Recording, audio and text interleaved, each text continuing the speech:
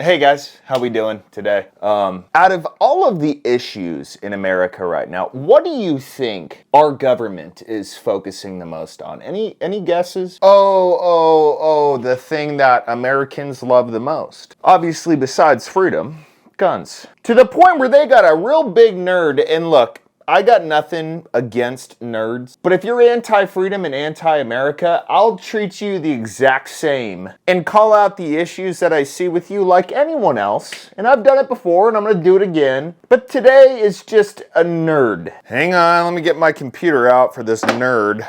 So for those of you who don't remember, I imagine most of you do, there was a bunch of hearings regarding the pistol brace issue. Yes, something that I have said before, you can make out of a trash can lid and Velcro. But anyways, they had these hearings where they talked to the person who invented the pistol brace. And the fairies of the country, when I say fairies, I mean the people who don't believe in traditional American values and who believe in the government doing everything for you and giving everything to you and you essentially just being a, an ant in an anthill, pretty much. But the witness that the fairies called is a guy by the name of, I want to butcher this here, Rob Willcox. And here's some of the stuff that he said. This finding, the ATF had to delete 252 million records, didn't they?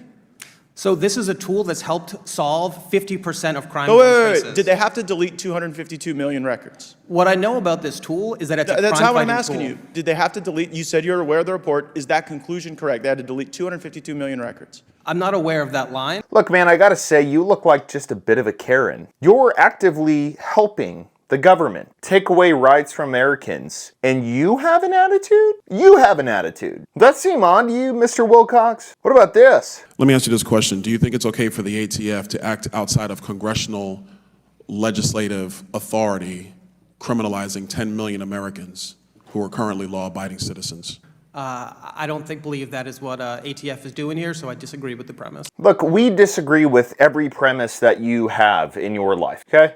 That's what we do. Anyways, why am I talking about this guy again? Because I really don't want to, but certain things have come to pass in our government. And one of the things that they have started that they think is a priority is creating a White House Office of Gun Violence Prevention. Really? That's fucking laughable. Can't you see my face? I'm laughing my ass off right now. The reason why I'm laughing is because there's nothing else that maybe needs an office for, right? Maybe like fentanyl deaths, maybe like the border. Oh, you already have an office for the border? Oh, someone's already in charge of the border? Then put more people in charge. But no, you guys went for gun violence prevention. Okay, so the guy that we just saw testifying, Biden made him the first ever deputy director of this gun violence prevention office. Well, Jesus Christ. No, they went to a point to have this guy make a little introduction video about what he's going to be doing, about how he feels about gun violence. Oh, that's so sweet, man. Thank you so much for putting a video out for everyone to just make fun of you.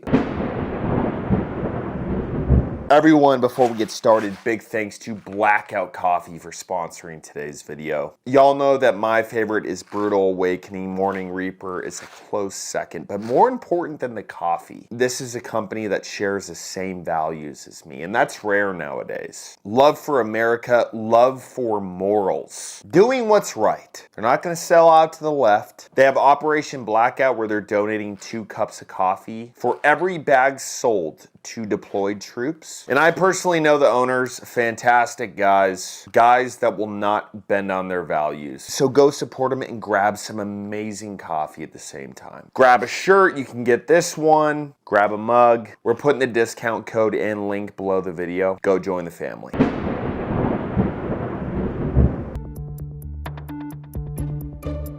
Yeah, my name is Rob Wilcox, and I'm the Deputy Director of the White House Office of Gun Violence Prevention. The White House Office of Gun Violence Prevention is a nerve center. It's the way for us to make sure that we come to work every single day as an administration thinking about saving lives. Oh, you really just said that, dude. So before this office came to be, you guys weren't going to work thinking about saving human lives. You weren't thinking about, terrorists coming through the border, the crime rate currently. You guys weren't thinking about that. No. It had to take a gun violence prevention office for you to, I don't know, put on your pants in the morning. Put your blue tie on, your white shirt, your blazer, and come to work. Now I feel like I can come to work because they hit a nerve right in my pussy. Is that what you're trying to say, pretty much? Thinking about investing in communities, thinking about making sure that people in crisis who are at risk of themselves or others don't have access to firearms. Look, man, I could say right now that you might be in a crisis by the way that your hair is done for this interview. Run a comb through it. You were talking to the American people and you decided with the, I don't know, pretty much. So should, I don't know, the American people take your guns away? Oh, I forgot. You are scared of them, which is the whole reason why you're in this office. That was probably one of the interview questions. Sir, are you scared of guns? Yes. Yes, I am. Perfect. You're going to want to get rid of Americans' guns even more then. Pretty much that's probably how it went, but let's continue. Yeah, so I grew up in Brooklyn, New York, and I grew up where there was violence. Scared of guns. Okay, I was right. All right. And I didn't always think about gun safety laws. I didn't always think about funding solutions.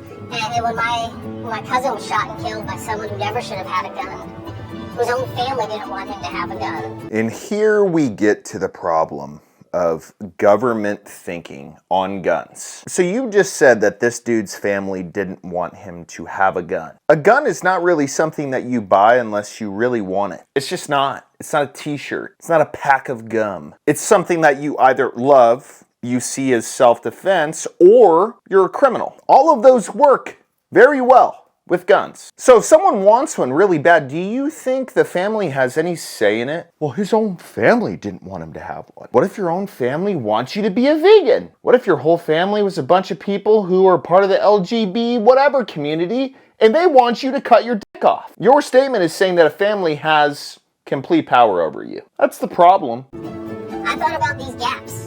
I thought about these opportunities. I thought about these lives. And I remember being the oldest cousin and thinking to myself, I don't want to see this happen to anyone else. Tough shit, dude. Guess what? America is too far invested in the Second Amendment. Does everyone who wants gun control realize that? You would literally need some kind of miracle to where someone snapped their fingers and guns no longer existed to be able to regulate guns. And you all know that. The problem is that you guys see it as fun. You guys see it as, well, we have the ATF, we have the FBI, we have the IRS now, and they all need something to do. And my God, we're not going to send them down to try to get terrorists at the border.